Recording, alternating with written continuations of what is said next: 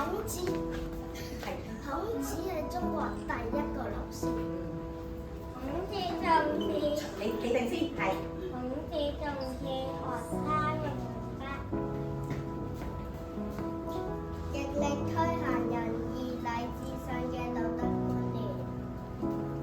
孔子認為在家要孝順父母，出外要尊敬長輩，做人要有信用，世人要有愛心。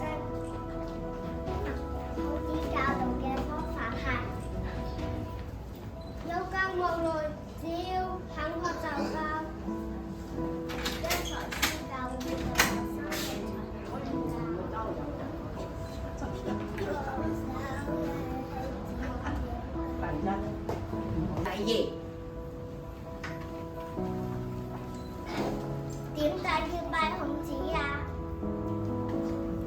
拜孔子真係祈求智慧同學業進步，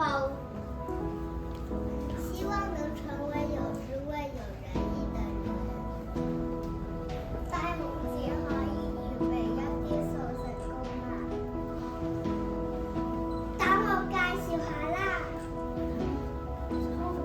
真係聰明，芹菜真係勤奮，蘿蔔真係好彩頭，竹筍真係順利，真係精算。